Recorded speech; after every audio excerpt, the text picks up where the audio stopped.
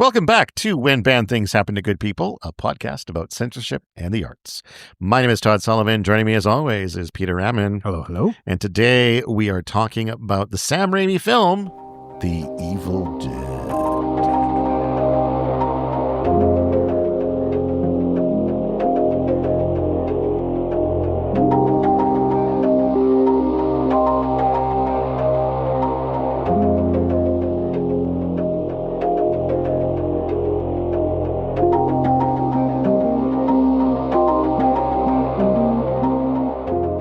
Well, before we get into the movie, because you know I like to jump ahead and get into things, let's talk about why it was banned and give the context for this. Wow, we're not fucking around. I know. Out of well, the gate. Let's just talk about this. I no small talk, no niceties. I'm learning that I tend to jump ahead a lot, so I'm kind of trying to curb that a little bit. I always like a little, just a few pleasantries out front, like, yeah. Hello, Pete, how are you today? Well, midway through the movie. No. I'm doing all right. Yeah. I'm doing all right. How are you doing today? I'm pretty well. That's good. This is our second podcast recording of the day. Yes. We recorded a secret podcast. We've only got 4 more to do. We've got 4 more to do. We recorded one that we're going to throw in a bank for a while for when an emergency happens, but we're not going to tell you what it is. No. Well. We could, because we know. But or if you reach out to us on like Patreon or something, we maybe. could. Yeah. Maybe we'll put the title on Patreon. Yeah. Who knows? Today we're talking about The Evil Dead, which is a 1981 American independent supernatural horror film written and directed by Sam Raimi. It is, I think, maybe one of the most iconic horror films of the 80s and one of the most sort of iconic low budget.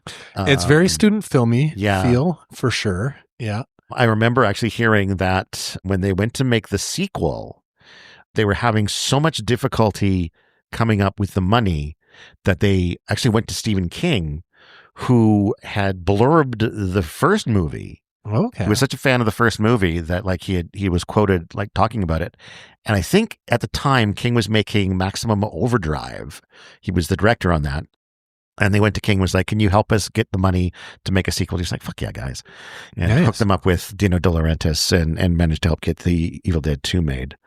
So Sam Raimi, of course, would later go on to make a number of other films, probably most famously the original Spider-Man trilogy of films. With Tobey Maguire dancing in the street, Spider-Man 3. That's maybe the pinnacle. The pinnacle of Spider-Man movies. Of the Spider-Man movies. Yeah. Evil Dead stars Bruce Campbell, Ellen Sandweiss, Richard Demanencore, Betsy Baker, and Teresa Tilley as 5 college students vacationing in an isolated cabin in the woods, where they find an audio tape that, when played, releases a legion of demons and spirits. 4 members of the group suffer from demonic possession, forcing the 5th member, Ash Williams, played by Bruce Campbell, to survive an onslaught of increasingly gory mayhem. And Bruce Campbell was in all 3 of those Spider-Man movies. He was. Yeah. I think he's been cameos, he's been in almost all, if not all, of Sam Raimi's films. Yeah. As is the car.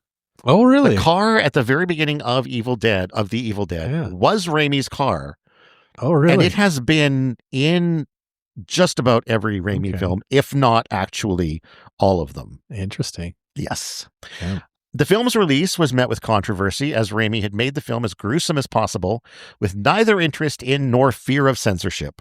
Writer Bruce Cowan described The Evil Dead as one of the most notorious splatter films of its day, along with Cannibal Holocaust and I Spit on Your Grave, 2 movies that maybe we'll cover in the future, because I'm sure both of those have been banned at some point. Yeah. In the UK, the film was trimmed by 49 seconds before it was granted an X certificate for cinema release. This censored version was also released on home video. At the time, there was no requirement that films had to be classified for video release. An anti-media organization campaign led to the film being branded a video nasty. When the Video Recordings Act was passed in 1984, the video version was banned. In 1990, an additional 66 seconds were cut from the already censored version, earning the film an 18 certificate for home video release. Finally, in 2000, the uncut version received an 18 certificate for both cinema and home video.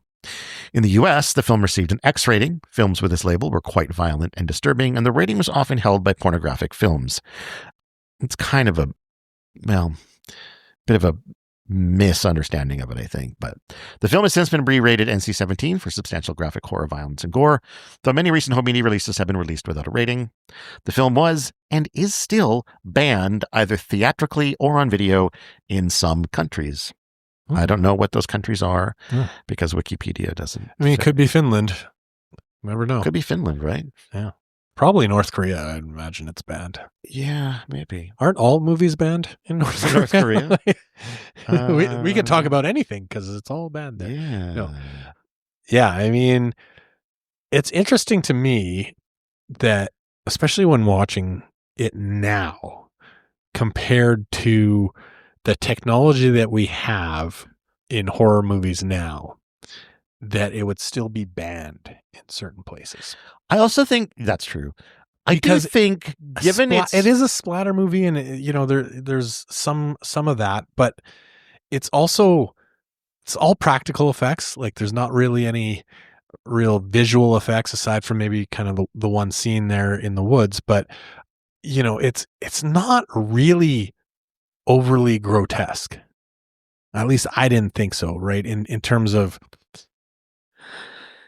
yeah, I mean, like, compared to like the gore that you can get with digital effects and especially when it comes to like undead or things like that, right? The effects that you could do or can do these days versus, I would argue that I think the gore in the film is pretty solid.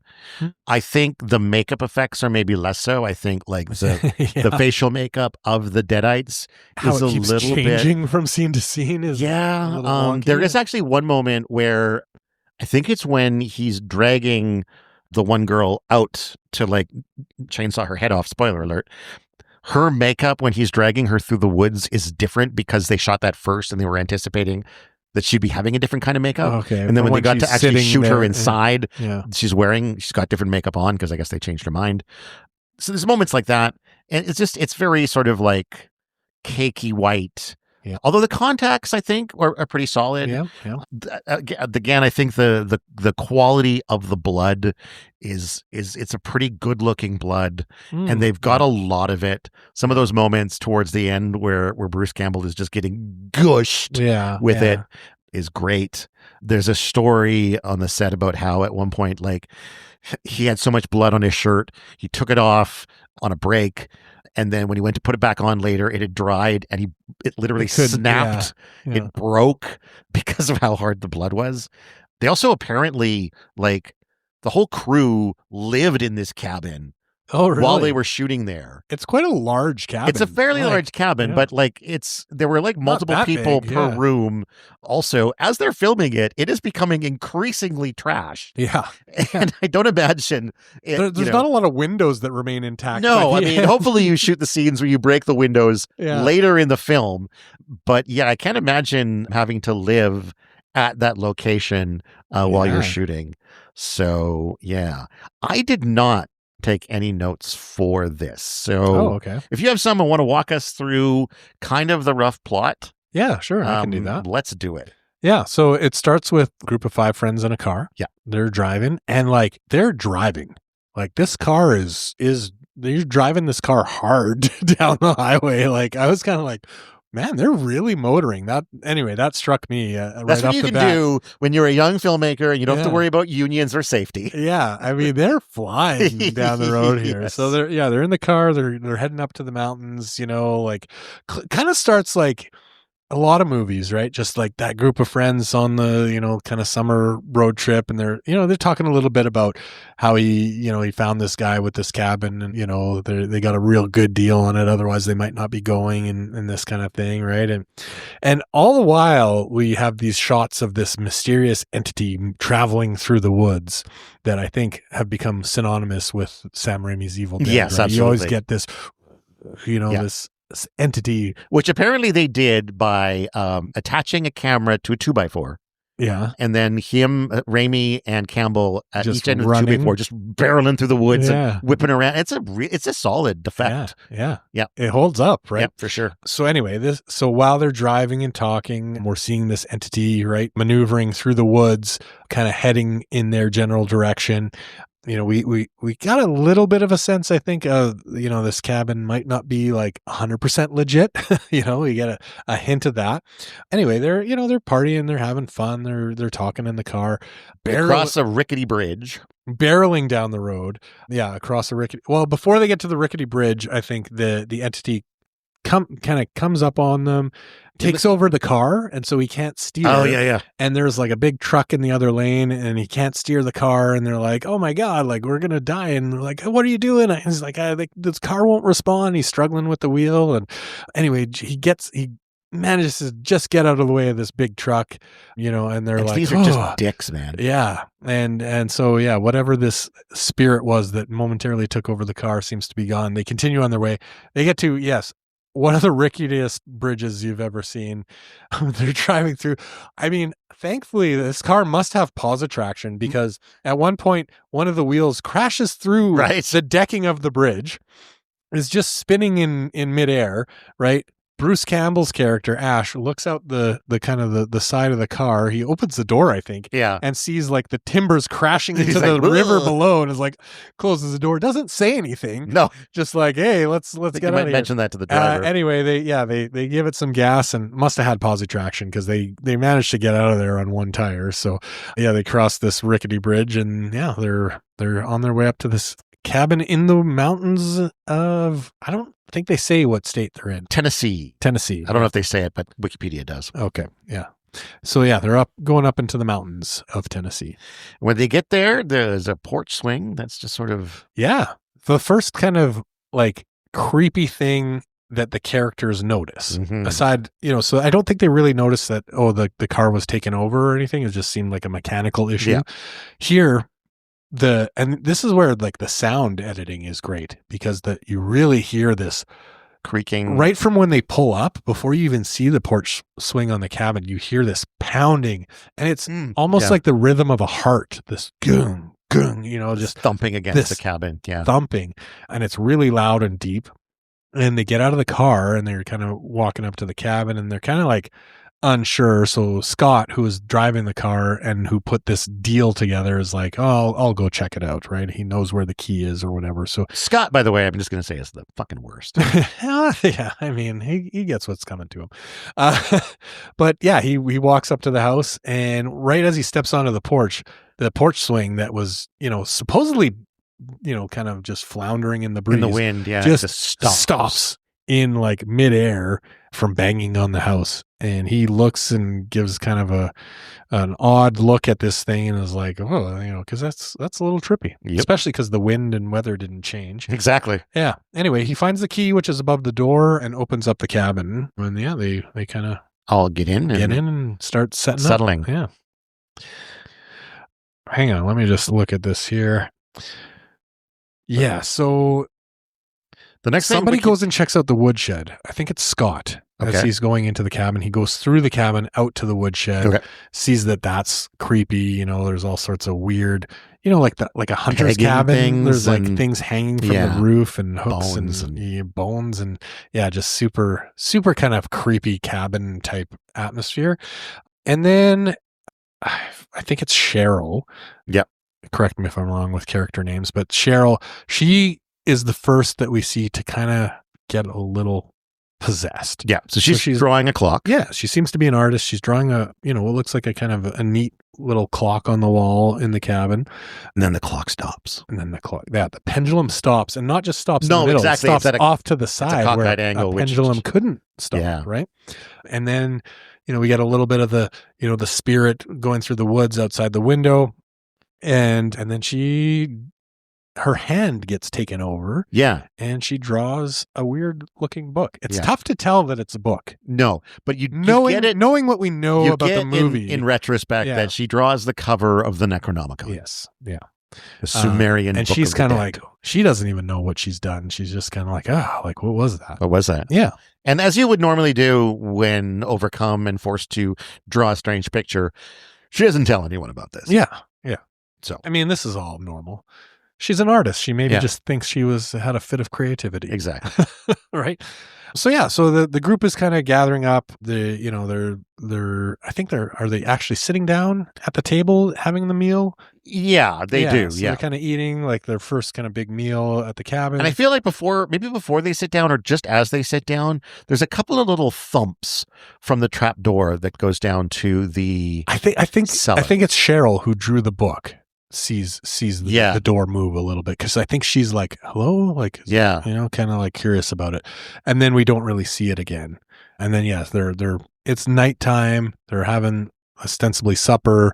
They got drinks. They're gonna, they have a little bit of a toast, and then all of a sudden The trapdoor smashes completely open. and it's literally like a trap door Yeah. in the floor, Yeah. right? Down like a rickety staircase, which I don't know how many cabins in the woods have basements. I can't imagine a lot. I think it's pretty rare for like a cabin to have a basement, Yeah. or a cellar or something, right? And that's fair because as far as I read, the cabin they shot in didn't actually have a basement. The basement was entirely shot in a different location. Yeah. Well, that makes sense. Yeah. Yeah. Because what kind of cabin in the woods has a basement? Like a lot of effort.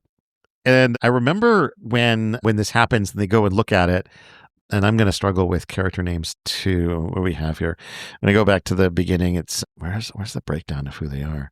We have Ash, Ash's girlfriend Linda, Yep, Ash's sister Cheryl, their friend Scott, and Scott's girlfriend Shelley. Now, it's not immediately clear that Ash and Cheryl are brother and sister. I didn't know that until I read it on Wikipedia. Well, it does mean later in the movie. It might, but I don't think I caught on to that. Yeah. But yeah, because he's there with his girlfriend, but Cheryl's also weirdly close with Ash. Right. So like you kind of think he's a player, maybe. Well, you kind of hope it's his sister, I think, at first, because you're like, oh man, you're really into Linda, but like, who's this other chick that just came with you guys? And she's not there. She doesn't have a boyfriend or anything there with her. So third wheel. Yeah. Fifth wheel. Yeah. Fifth wheel. Cheryl. But I maybe because she wasn't coupled up, that's why she was the most susceptible to possession at the start. We don't know. But yeah, so they're now standing around this open cellar door looking down into the darkness. But my favorite moment here is when I think it's Shelley suggests to Scott maybe it was an animal, and Scott is like, "That is the stupidest thing I ever heard." He just calls her out on that. And then, but then one of the other girls, I can't remember which one it was like, it could have been an animal. And at that point, Scott is like, "Yeah, I guess it could have been an animal." Yeah. And he does not remotely apologize. No, because as soon as his girlfriend says it, he's like, "Fuck you, that's stupid." Yeah, God, somebody Shelley. else. And he's like, "Yeah, I guess that's true. It could be that." Scott's a dick. Yeah. But yeah, Scott goes down to kind of check things out. Well, he's kind of like volunteered in a sense. He's kind of voluntold, isn't he? Voluntold, yeah. Like, the group is kind of like, well, you set up this cabin, like you go down and figure it out, right? And I think he gets a flashlight or something, right? Like, you have one flashlight, and so he's like, Shelley, with your animal theories, go get me the flashlight. Sends her off, so they bring the flashlight, and he goes down, and then things get real quiet. Yeah. Yeah. He hasn't come back for a while. And so Ash has to go down and see what's up. Yeah. So they're out of flashlights. So he has to get like a kerosene lantern. Yeah. And so Scott goes down in the basement. We don't get to see the basement. Now Ash gets the lantern. Now we get to actually see the basement. So he goes down the rickety stairs, was there something with the stairs? Like I think he might have slipped and fell a little bit on his way down. Yeah. Right. And he's like, gets to the bottom and so the basement's already not a fan, or he's not a fan. And this basement looks like, it looks like hand piled rock foundation. Yeah. It's like a drippy, creaky, dirty, kind of dungeony type environment. And there's all sorts of kind of weird stuff around. And there's a door at kind of the far end that we get a sense of foreboding from. And so, he heads towards this door. Still no sign of Scott. Or Scotty, as they call him, I guess. So Ash goes up to the door, goes into the door, and finds another room with a bunch of weird stuff in it. That's like all this cabin seems to have is rooms with weird stuff in them. yeah, so he's just, you know, with his lantern peering through the darkness and, you know, doesn't know what's happened to his friend. And all of a sudden Scotty pops out. Yeah. You know, tries to scare his Classic jump scare. Yeah. I got you. So yeah, anyway, after that's kind of run its course, they start to explore the room a little bit more and see kind of what's down here. You know, there's like shotgun shells and tape recorder and a weird knife and all sorts of kind of artifacts and stuff. A book right? with a face on the cover. Yeah, and a book that we find out later is bound in human flesh. Yeah, good find. Actually. Good find. Yeah. Probably valuable to a bookseller. Yeah, I mean, especially if they have Sumerian heritage. Yeah, But unfortunately, they do the thing that you shouldn't do when you find a book bound in human flesh, which is turn on the recording that was next to it of someone translating the evil stuff in it that was printed in blood. Yeah. So at first the tape is just the kind of archaeologist talking about what he's found and his research and that kind of stuff. And then I think they're kind of like Scotty's bored or something, so he fast forwards it. Well, someone was like, hey, this is creepy, turn it off. Yeah. One of the girls turned it off and Scotty's like, I want to listen some more. Yeah. And so he before he turns it back on, he does kind of fast forward he skips it ahead. So essentially he's skipping it past like all the preamble. Yeah. Where presumably the guy's like, don't the warnings. I'm now going to read this incantation that's going to conjure the dead. Yeah.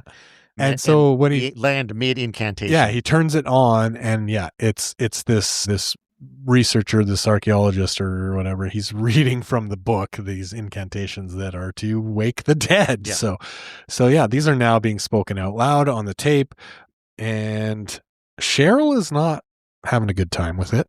She's like kind of getting more anxious and antsy about it, and she just like screams like, turn it off, because she's like, I think maybe already possessed, at least. Well, she's probably bothered by the whole hand incident. Yeah. And maybe she's recognized too that what she drew was the book. Yeah. So like she's probably a bit, like freaked out at this point. Yeah. And anyway, so she starts kind of like literally screaming to turn it off.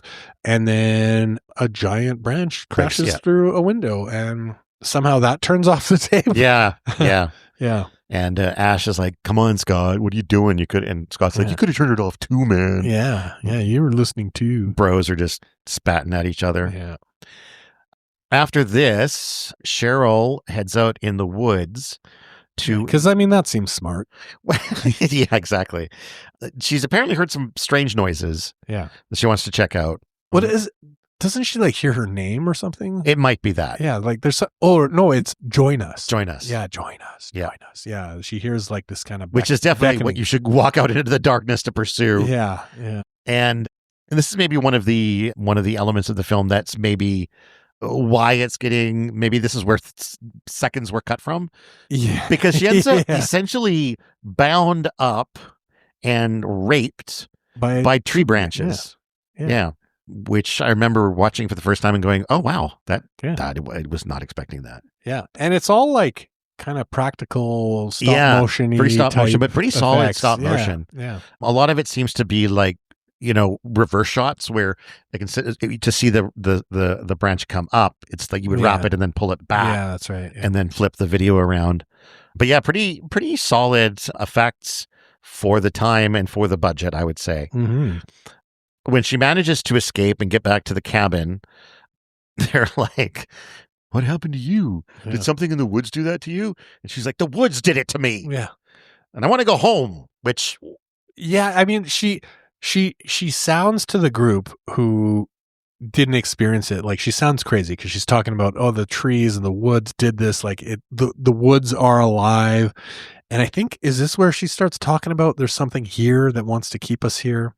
I don't think she does that yet. I think she just demands that they leave. Nobody else wants to go. Yeah. But Ash is right. Ash is like, I will take you back to town. Yeah. Yeah, a little bit like sullenly because he's having fun with his friends and he's like, but it's my sister. It's my sister. Which we don't know yet at the time. It is mentioned much later in the film that it's his sister by a spirit.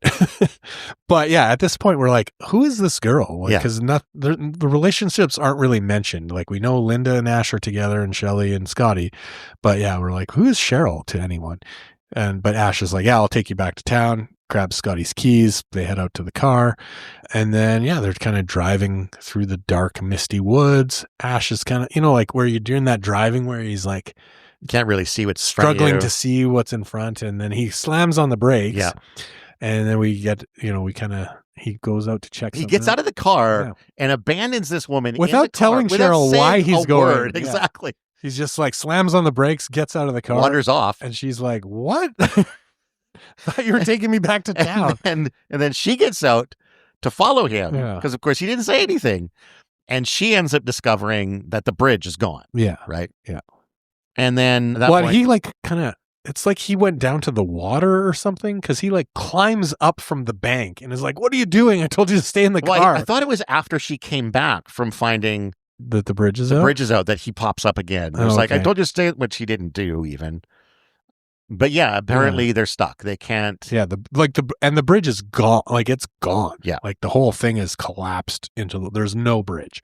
So we, I'm not sure exactly where they are. Like, it's obviously not an island, but at least for the main road is gone. Yeah, they got no way to leave in the car. My kid pointed out that like there's probably other ways back to town. I did watch this. There's gotta be kid last night, but I also said that like. There probably are, but it doesn't look like, I don't recall them having a map.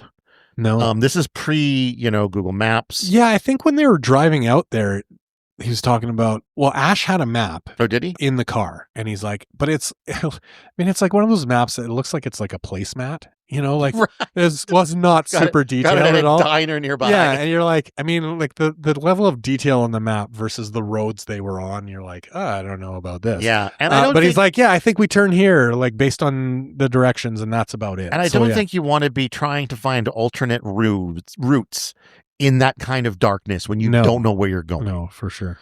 So they go back to the cabin. Cheryl is at this point talking about how there's something trying to keep them there. Yeah. Which doesn't. So Ash starts listening to the tapes again. And I think he's listening with like a headphone or an earphone or something, right? Yes. Yeah. So like he's not playing it out loud anymore, but he's listening more to the research that the archaeologist has around this. And this is where we get more detail on this, that the book was bound in human flesh and that kind of stuff. Inked in blood. And it's the passages are meant to summon the dead. And like, and the girls are like chatting and he's kind of like trying to listen. And he's like, shh, like, I'm trying to listen. And they're testing their psychic powers, I think. Oh, right. Yeah. They have the game where they hold up a card and they're like, tell me what card this is. Yeah. And the one chick who's doing it with her is constantly getting it wrong. Yeah. She's like, you got it. Yeah. But then Shelley, God. Cheryl, who is not playing but is sitting by the window, starts getting them right. All right. Yeah. And then like even getting them right before the card is even picked up. So she's just going off on what they are. And so they're like, oh my God, what is going on? Yeah. And then she turns around and she's become a deadite. Yeah. And it's one of these sort of wide-eyed zombies with very sort of blue-gray face makeup. Yeah. She begins levitating and threatens to kill everyone. And she stabs Linda in the ankle with a pencil and throws Ash into a shelf. Yep. Kudos, I must say, to Bruce Campbell, who throws himself into a shit ton of furniture in this movie. Yeah. He breaks and at also least two seems to shelves. like struggle to get out of the furniture. Like these are these rickety shelves because like this bookshelf, he's quote unquote under it. Yeah. But I mean, it's like a rickety, flimsy bookshelf, and he struggles to get out from like the whole That's thing. acting, man. Yeah, I know. That's the job. But it's like, like he's thrown himself into all this furniture that's like, and then he's like, oh, I can't get out of this furniture. Well, like Scotty has to defend everyone because he's trapped under the bookshelf, I just couldn't get out from under that one that one plank of the shelf. Yeah. And then, Scott does knock Cheryl into the cellar and they lock her down there. Yeah. With like, so the cellar, the way it locks is it's got chain that they run through some loops. So Cheryl's Deadite character can raise the trapdoor. Yeah, about like 6 or 7 inches. Yeah, or enough so to like peer out and taunt them, right? And like talk with them. She's very much like the old man Muppets in the Muppet Show, who are just sitting up and she's just throwing commentary into the like just anytime. That's what we soul. Yeah. So Shelley's not feeling great, so she goes to bed. Yeah, with her. I don't like. It doesn't even. We don't see them like stop the blood flow or anything because it's a huge gash that. Yeah, that's right. In her ankle. And I think part of me because later they talk about like how she can't even walk on it. Yeah, but she does like I think she like limps to the bedroom. Yeah. Manages to get to the bedroom. Looks out her window, and we get another one of those sort of like whooshing through the woods moment as this thing flies into the window and crashes through it to attack her. Yeah. And now she's a Deadite. Yeah, she gets possessed. She attacks Scott, and then he throws her into the fireplace. Yeah. Which you think should, like, do it. I think, though, then he's then kind of like, oh, my God, she's on fire. Yeah. Pulls her out. And then she's like, oh, thank you for saving me kind of a thing. But she stays a Deadite here. She does stay a Deadite, yeah. She's like get charred up. Because later in the film, that we find out the Deadites can kind of shift back. Yeah, they can shift back to, or at least pretend to be the non-possessed versions of them. And then she still, she springs back at it. Yeah, and so eventually he has to dismember her with an axe. Well, first though, he gets the weird sword or the weird knife dagger, that they found.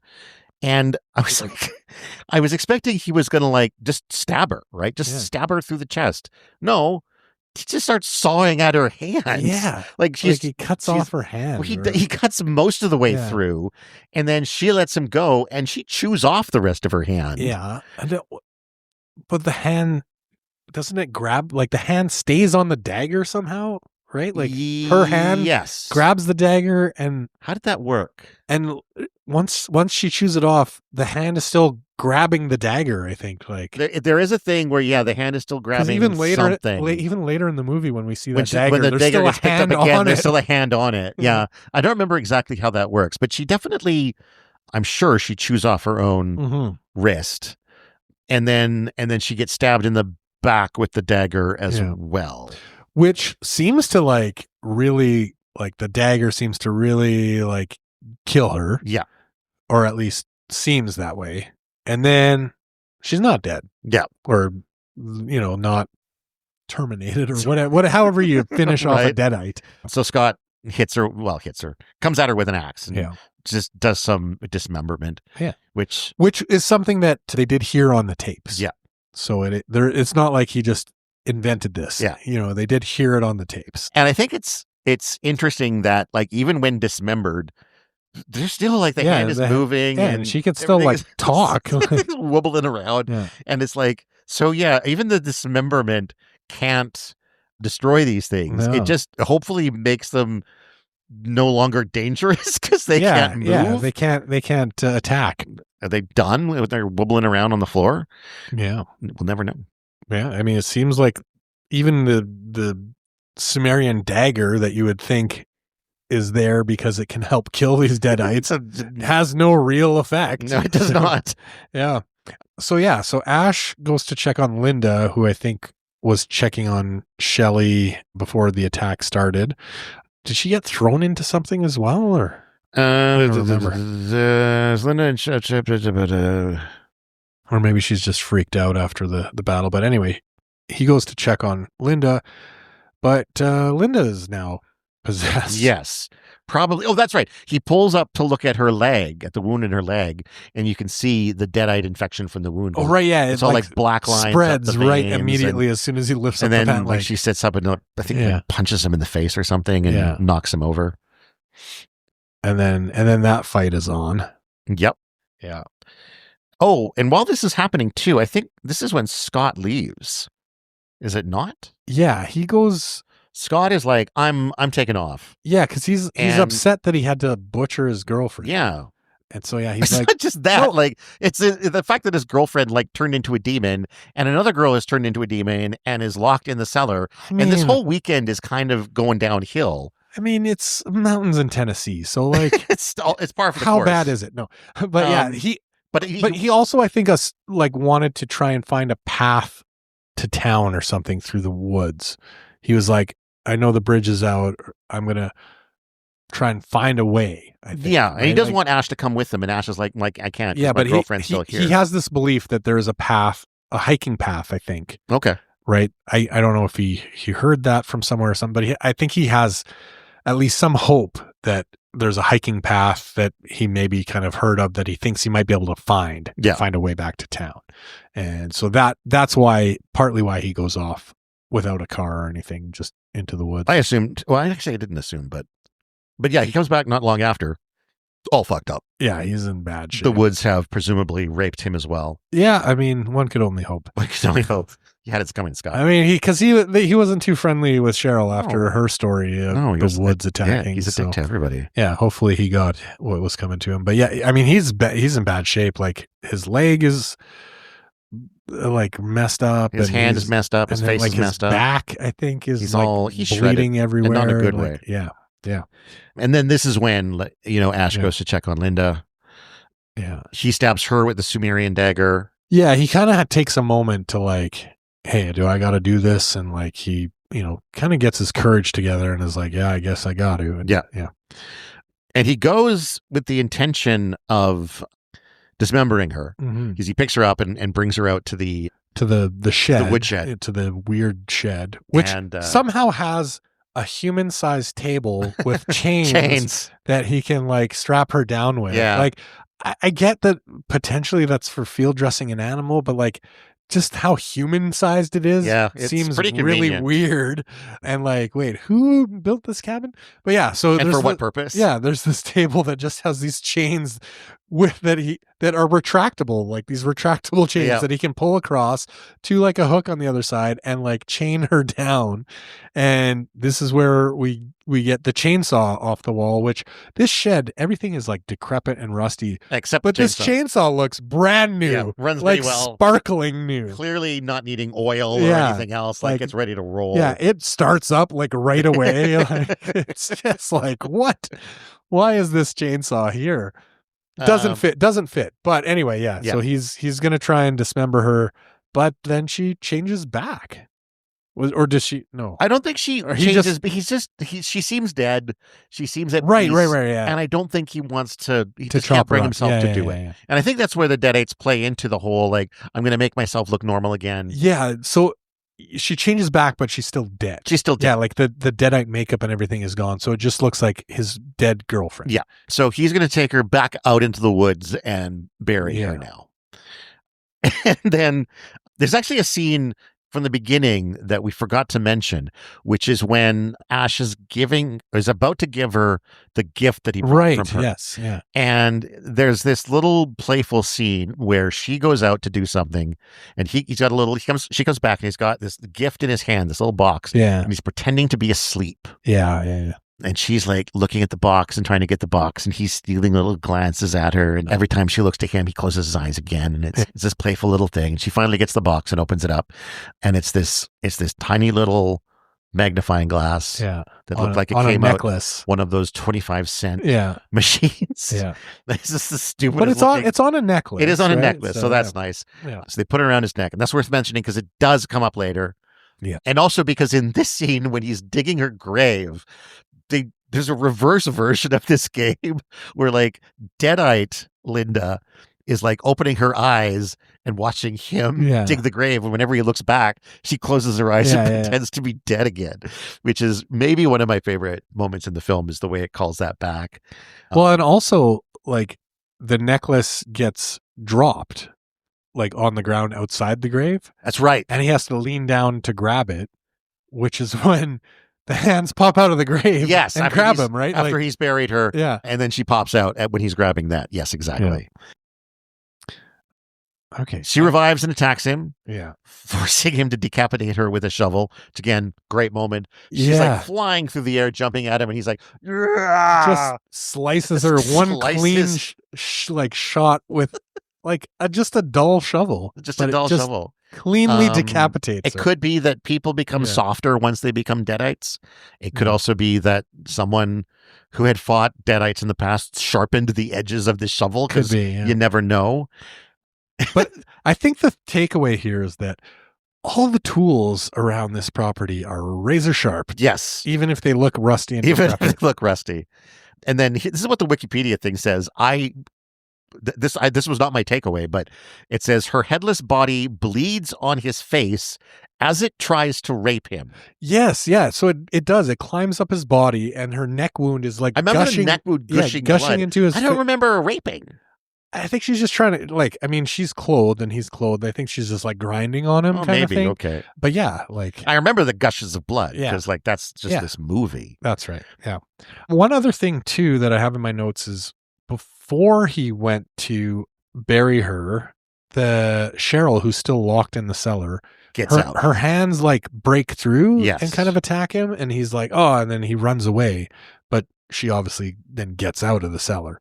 So once he's done with Linda in the woods, he gets back inside and sees that the cellar's, she's escaped from the cellar. Yeah. Like the cellar's just wide open now. And now he's like, uh-oh. And then at this point, she attempts to choke him. Well, he grabs the shotgun first. Right. And is like, kind of like, look at working his way through the house. Similarly to how he explored the basement all carefully, like creeping around, right? With the shotgun. But yeah, he finds her. She attacks. Yeah, she like pops through a window at the side and manages to sort of like wrestle the gun out of his hands. Yeah, because it's a shotgun, like it's hard for him to turn, I think, right? And she ends up. Yeah. Yeah. And at a certain point here too, before this, after this somewhere, he does shoot at her, blows a bit of a shot through her cheek. And again, as I'm watching these things, I'm realizing that like these are people who are using, this is a real shotgun, I'm sure. Shooting at like dummies, but also shooting at probably real windows, leaving actual broken glass around for actors to potentially cut themselves on. Yeah. Again, like this wasn't a union job. This was not a union job. And it was probably not particularly safe. But I mean, kudos to their fortitude in getting it done, I guess. Yeah. And sorry, one thing just with like these deadites, like once the girls are possessed and they're deadites, they're very taunting, right? Yes. Like the dialogue here of like, it's very like playful, like weirdly playful, which makes it. There's moments of like very girlish giggling. Yeah, like it provides kind of a weird humor to it. I don't know if the intent was for it to be like scary because of how like juvenile schoolgirlish it is, and like that makes it even scarier, but certainly it comes across very like comedic. Yeah. In the film, right? And it's great in that sense, because like it really does, like give you this weird kind of fantastical aspect about this, and like you're really like, oh, these deadites, they're saucy, like they're not like just like these evil creatures, like they're playful, like they're not just like an evil spirit, they're also like, we want to mess with you, we want to fuck with your head, we want to fuck with your head, which is neat, not maybe necessarily terrifying, but kind of a neat thing with this creature or these spirits, right? So he shoots Cheryl with the shotgun, and this is while she's outside. Like I think he kicks her back through the window or something like that. And I think he goes out of the room and like stops. He's got the door closed. Yeah, which like, I mean, hardly any rooms have intact windows, but he's like, oh, the front door, and so he runs to the door. I think as she's getting there, because the hand comes in and he like, shuts the door. Oh, that's right. He slams the butt of the gun on. Yeah. That's a pretty good effect too. His fingers are getting mashed. Yeah. And so then he gets the front door shut, and then he's like, oh God, the back door. He's going to run to the back door, and, he's trying to lock down the cabin. But I mean, like, I don't know if any windows are still intact anymore in this cabin. Like, so I don't know what the point of shutting Demons the doors have gone through are. windows. Right? Shotguns have shot through windows. Yeah, like there's not like a single window that's still, maybe one window that's still intact. But like, I mean, the points of egress to this house there's like many, and just like worrying about the doors seems a little bit ridiculous at this point. But nonetheless, he runs, gets the front door locked, runs to the back door, gets that shut. He's feeling maybe a little bit safer, but he's like, he knows there's still a threat. So he's like, where were those shells? And so now he's got to go back down to the basement to get more shotgun shells so that he can prepare to battle these creatures. Which, I mean, a basement's a bit of an adventure for him. Yeah, this is the things get. I just have that it's pretty wild. I can't remember off the top of my head how things go crazy in the basement. The one thing I remember specifically, because it's such a neat visual, is he gets down there and this film projector starts running. And it's like, initially it's just sort of shooting light at the wall. And then the blood starts coming down. And it's also like he is standing in the light of it, so it looks like the blood is running down him as well. And it's a pretty cool visual. And feels like it's intended to be like almost foreshadowing of what his fate might be. And as far as just the amount of blood that ends up on him by the end of the film, that's true. It's pretty solid foreshadowing. He does end up finding the shotgun shells, which it seems like he only grabbed 4. It does seem that way. Like, it just seems like why not take the box? Like, it just seemed really odd to me because he puts 1 in the gun and like 2 or 3 in his pocket. And you're like, I mean, dude, you stabbed one with a knife, an ancient Sumerian knife, and it didn't die. Like, you'd think only 4 shotgun shells. Like, it just seems odd, right? That he's only like, now I'm like strapped because I got 4 shotgun shells. 4 more than he had a minute ago. Yeah, and then he heads back upstairs. What did I even write here? I can't even read my own writing. Hang on. Oh yeah, so he's in a bad state when he heads back upstairs. Yes. He was in a bad state when he went downstairs too. Like his leg had been scratched up at one point by one of the guys. Like I think was that when he was out in the woods? Like she clawed his leg. I think it was. Yeah. So he's in rough shape, and now, but like just this stands out because like just the visual of his face and the panic and the terror. This as he comes back upstairs, he's sweaty and there's like dirt on him and blood and then at a certain point here, Scott reanimates as a deadite and attacks Ash. So I think before that, he's kind of like, he makes it upstairs and he's kind of checked that the doors are still closed, and he's leaning against the front door. Yes. And all of a sudden the hands, I think, come through the door. Yeah. Cheryl, who was missing, she, who was outside and didn't bother to come through any of the giant broken windows, just hanging around outside. Like, I guess the doors are locked. I'm staying outside. But anyway, both her hands come through the door. She figured that was a more interesting entrance to That's right. And kind of like grab Ash's face and like, it's horrific, but also funny. Like some of these, cause like, the fingers go in his mouth and he's like, and it's like comedic as well as fingers, like it's just, there's a lot of, I think a lot of what's said about this movie is there's a lot of unintentional comedy. Yes. But, I mean, some of this, you got to think maybe there's some intention behind it. Like, especially the Deadites are kind of saucy. Maybe.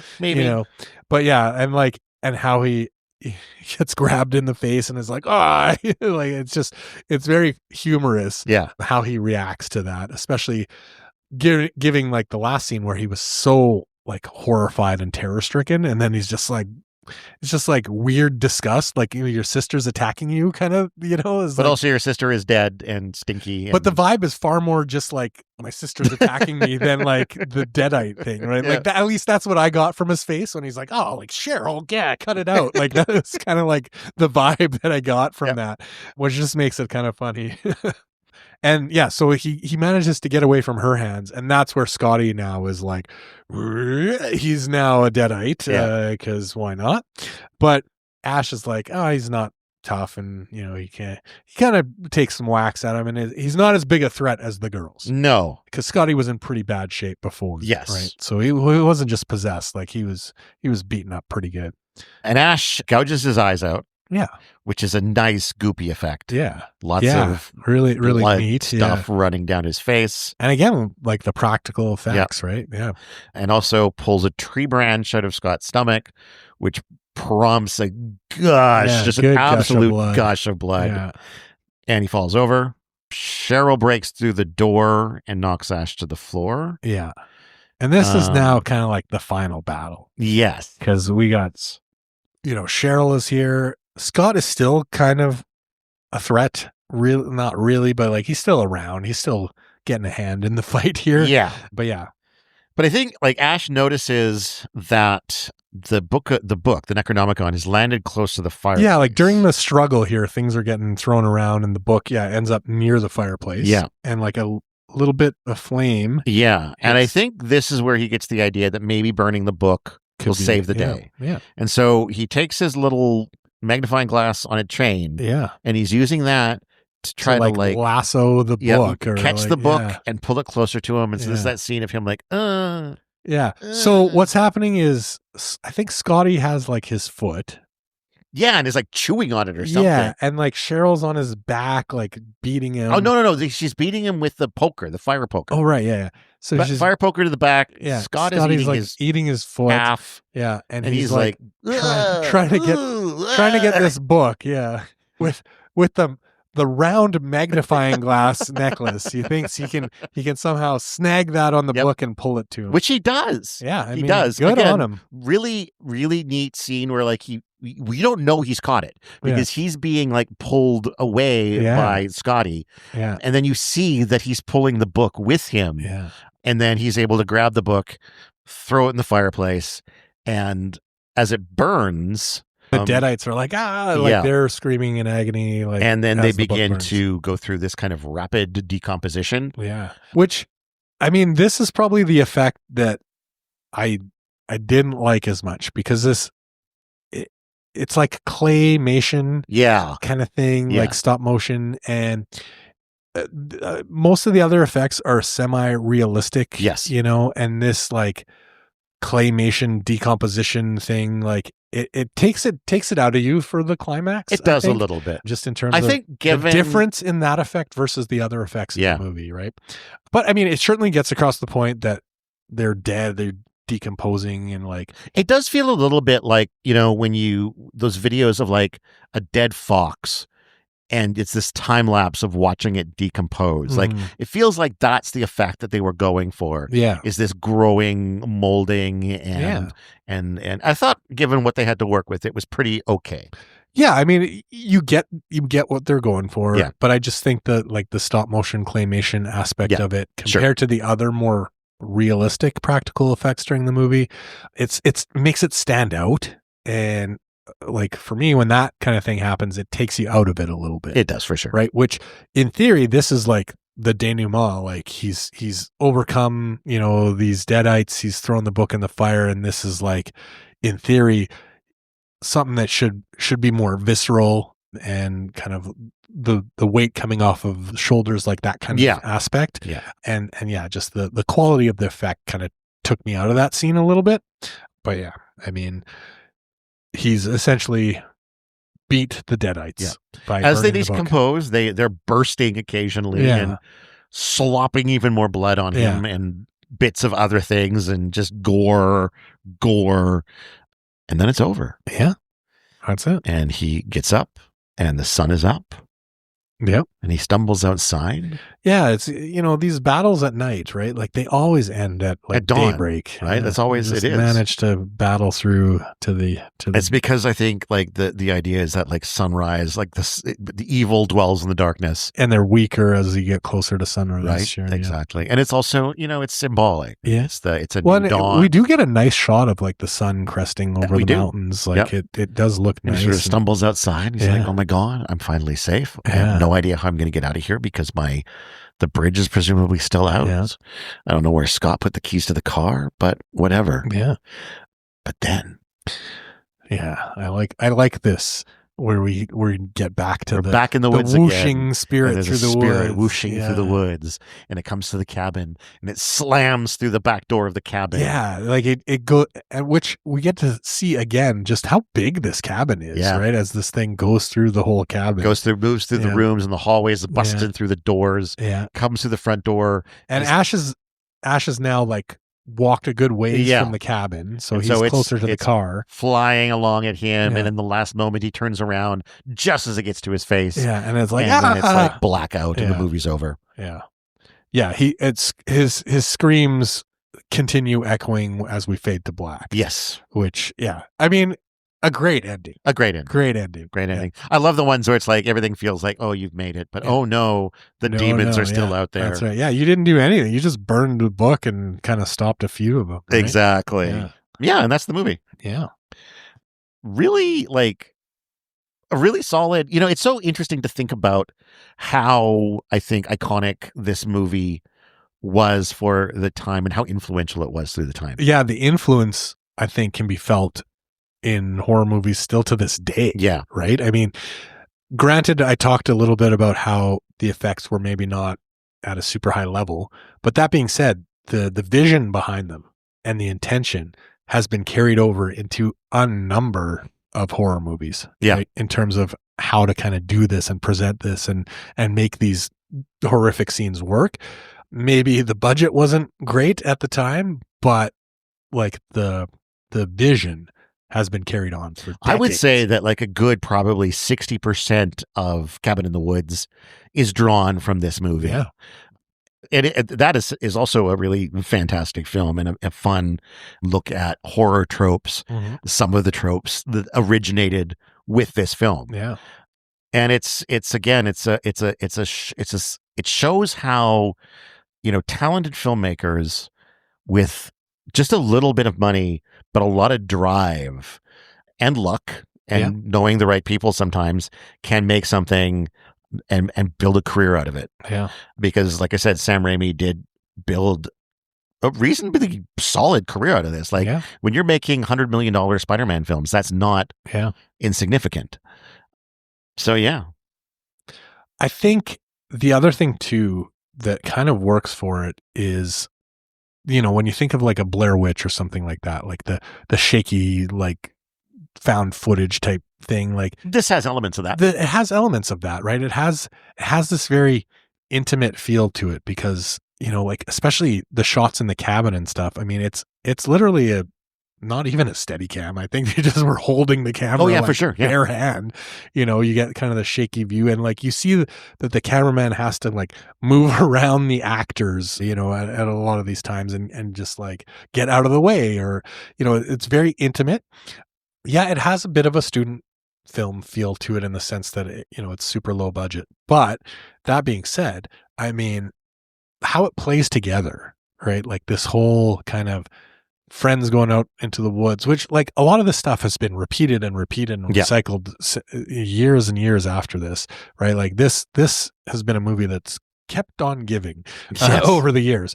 But, like that kind of isolation, we're out in the woods, we're students, which I think also helps in the student film feel of it, right? Like it's young, college kids going out to the woods and it's all just, very, very intimate, very like, it doesn't feel grandiose ever, right? I mean, it's very, you're right in people's faces, right? You're right in the action with it.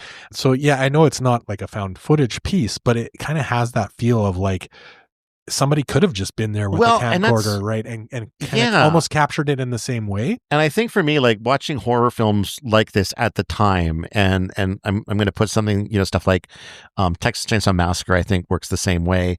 It has a very grindhouse, almost snuff movie feel to it. Like you feel like you're watching something that you almost shouldn't be. I think to an extent that's partly, I think it was shot on 16 millimeter. So that gives it that student feel, but also it gives it more of a like anybody kind of could have shot this and then found this footage later. And there was always something kind of menacing in my mind about these sorts of not as slick kind of Hollywood horror films that was appealing in that kind of like, oh, it's a little dirtier, it's a little nastier than you got a little grime on it. Yeah. Definitely a like an iconic film that has, I mean, it's tough to say stood the test of time in terms of like effects and that kind of thing, but certainly from like the story and what it's inspired, especially like the tropes that are invented or perfected or come to light in this film. It's certainly stood the test of time in that sense. And even like going back and rewatching it now, like it's not that bad in terms of effects and that kind of thing, right?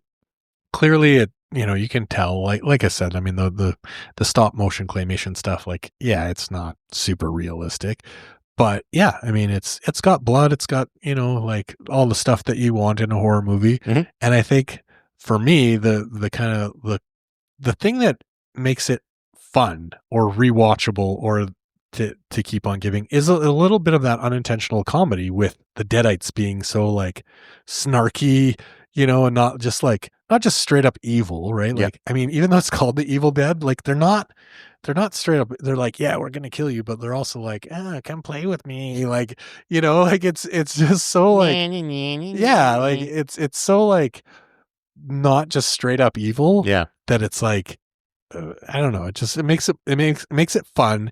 It makes it feel like more of an experience than just like this straight up like pointless horror Yeah. story. Yeah. Like it adds some extra element to the horror that is like makes it, because like a good horror movie is like, yeah, I want to be scared, but I want to, like delight in that almost, right? And so there's this comic element where it's like, yeah, okay, I get the horror, and there's definitely some gushy blood and stuff like that, but it's like also funny Yeah. and like interesting how they interact with each other, right? And like Scott's a dick and Yeah. Shelley's weird, and like it's just fun. Yeah. On top of being scary. And they have put out some really cool DVD sets of this movie as well. I had a set that was like a replica of the Book of the Dead. Right down to like some of the pages inside as well. Yeah. But like the DVD. Don't read those out loud. No, I don't know the language, so I couldn't even if I wanted to. Yeah, it's. I agree. I think it's a lot of the stuff doesn't hold up, whether it's the the video quality or the some of the more dated effects or the performances or which aren't bad necessarily, but they're not. My memory before I rewatched this was that the performances were not great. Yeah.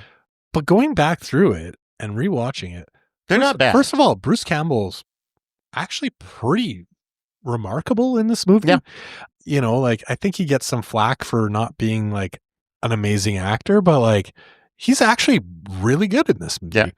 As Cheryl is played really well.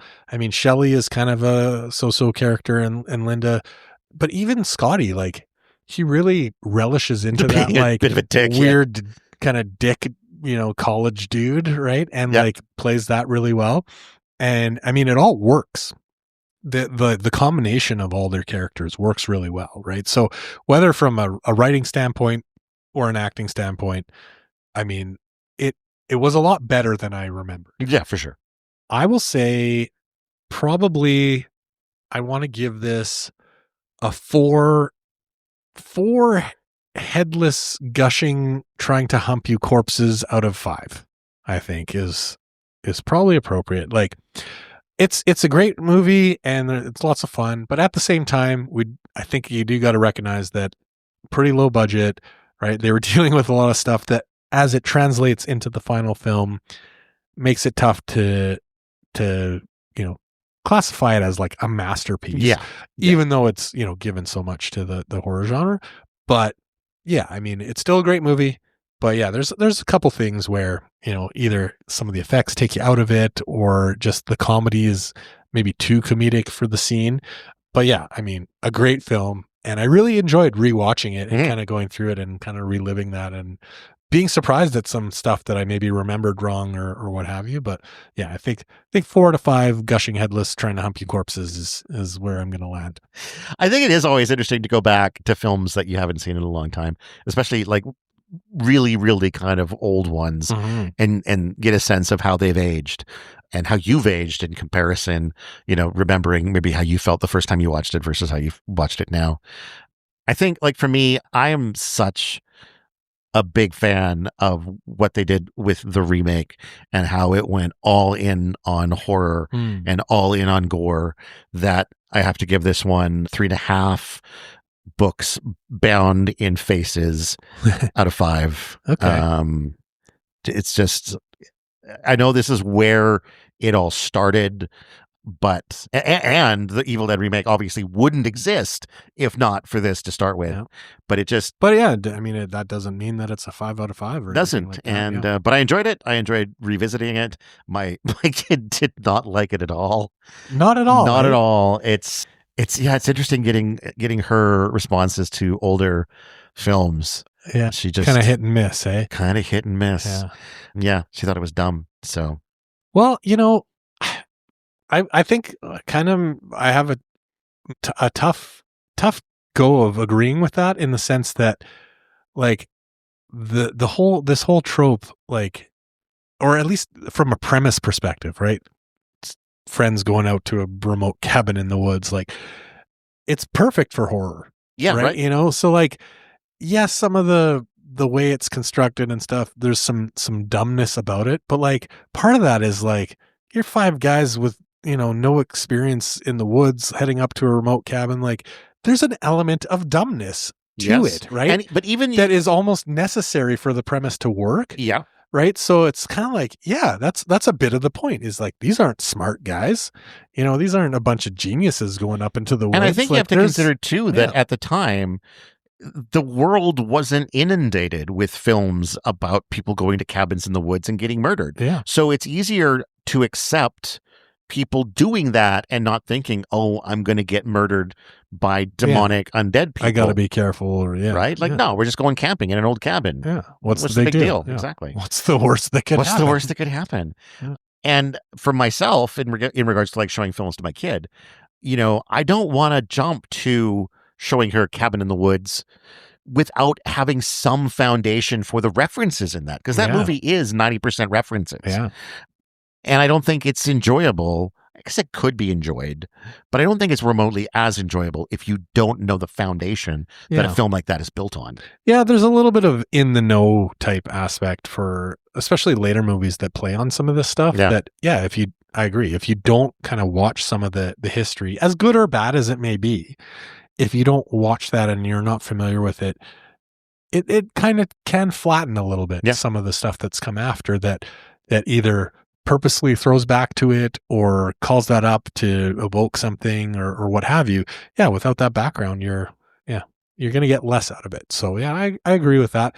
But also, yeah, I think the dumbness or, of the characters or of some of the setting and premise, I think that's part of it. I think that is part of horror. There has to be at least 1 or 2 dumb characters or characters making bad decisions. Yeah, they're not making good calls. Yeah. Like they're not like, oh, I got to go shut the front door and lock the back door. Like, dude, there's 6 windows blown out. But the other thing too that I think is important to remember is it's very easy to judge what these characters do from the comfort of your theater seat as you're eating fucking popcorn. That's true. Yeah. Not stressed out of your mind because you didn't sleep last night because there's fucking zombie people running around. Yeah, that's and true. You don't remember off the top of your head which windows are broken and which ones aren't. Yeah. And do I have enough bullets for my shotgun? Do I need to go downstairs? Is it safe downstairs? Like all of these things, when you see those people like run upstairs instead of going out the door, it's easy to say that's dumb, but like mistakes happen in times of panic. So that's true. I mean, like we're in a society where like it's tough enough to read a road sign if the music in the car is too loud. So yeah, I get it. I get it.